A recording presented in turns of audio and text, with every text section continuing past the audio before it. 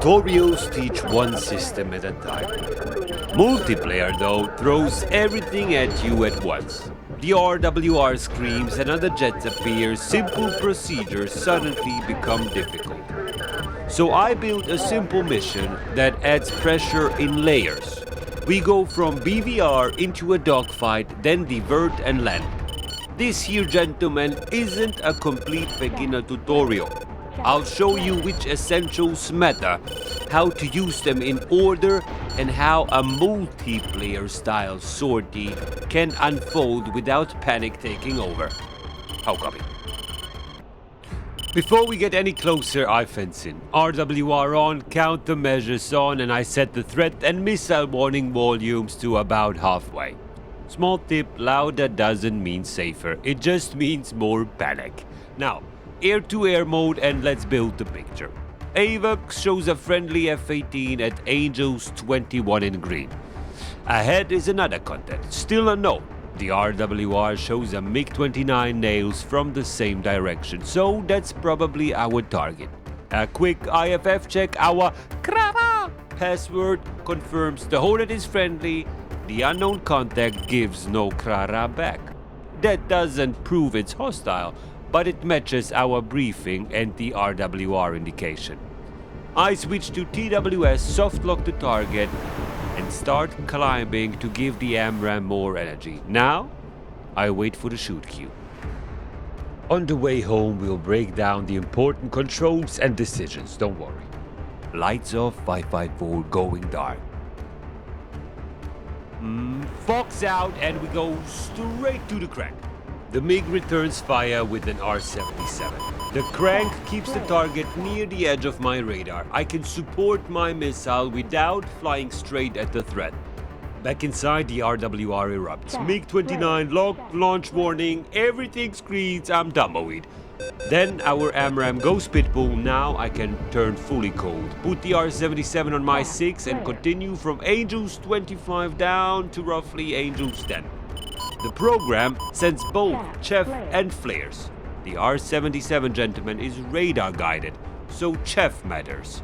The flares are just moral support. Dragging the missile into thicker air also forces it to lose energy. Our Fox connects. Black smoke confirms. Splash 1, gentlemen. Ooh, then a second MiG-29 appears. New nails, new launch, no visual. Tumbleweed again. I'm dispensing again, but now my head has to come up. Stop watching the displays. Mark 1 eyeball, here we go.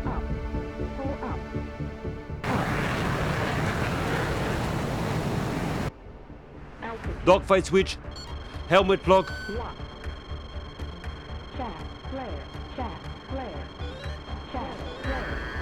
Good tone. Fox 2. Oh. The first sidewinder doesn't finish it, and we merge. The MiG passes overhead.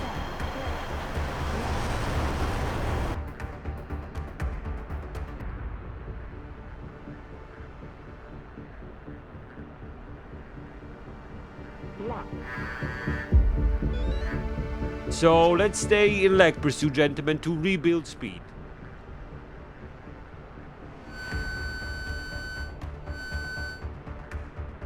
Then we start closing, reel him in. The Seeker sees him, Fox 2, a good track.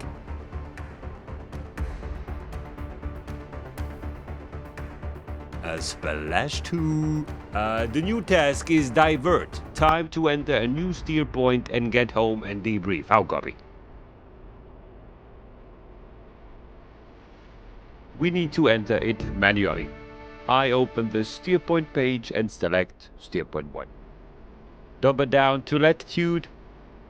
We're gonna press first north. Type in the latitude. Double down again to longitude. First we start with east.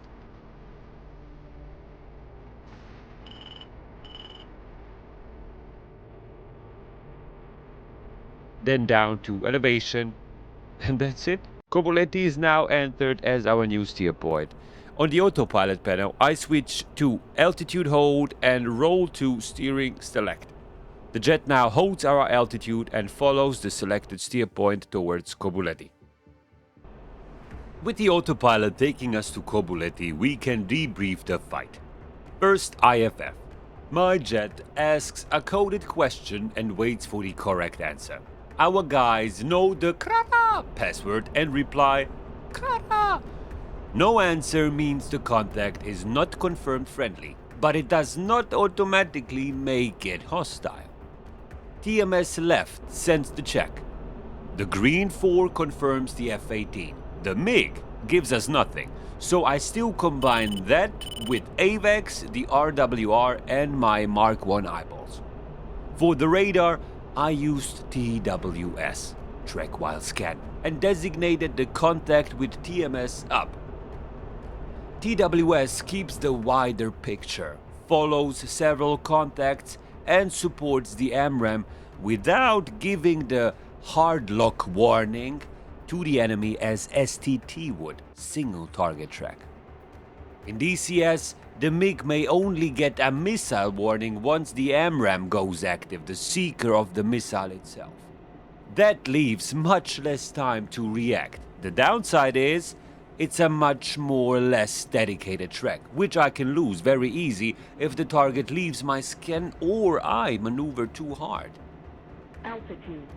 Before the shot, climbing gives the AMRAAM more energy. After launch, the crank reduces closure while the target stays inside my radar scan. Once the missile goes pitbull, it activates its own seeker head, I can turn cold and defend. The R-77 is radar guided and the RWR launch warning tells me radar energy is involved. So, chaff matters. Flares are for infrared seekers. Watch out though, no RWR warning does not mean automatically infrared. The RWR only detects radar energy and cannot see every threat. An infrared missile will not appear on the RWR, so in a close fight spam both. I still use flares and keep looking outside. At the merge I get my eyes out of the displays, cause lose sight, lose fight still applies even in a 4th gen aircraft. The Dogfight switch overrides my current mode and gives me immediate access to the gun, sidewinder and close combat radar modes, bore sight, vertical scan, HUD scan and helmet direct acquisition. When the first shot failed, Leg Pursue helped me control the closure, rebuild speed and bring the MiG back into a better position. That was everything I need. Identify, track, shoot, support, defend. And when shit hit the fan, it got personal really quick. Another perfect landing from 554. And don't forget, today wasn't about knowing the entire F-16. It was about using the essentials while the RWR scream, threats keep appearing, missiles everywhere, chaff and flare, Betty yelling. Panic makes even simple procedures difficult. Learn panic. The way through it is not trying to do everything at once and lose everything at once. It is finding the next important step. Identify, engage, defend. And repeat. Identify, engage, and defend. Anyway, you can download the mission from the description and try it yourself. I've also linked Tricker's F-16 tutorial playlist. If you want to go deeper and properly learn the aircraft, that's where I would send you next. For today, gentlemen, this was ready enough. Thank you for watching, you handsome mother truckers. Kisses on the forehead, 554 going dark, 07.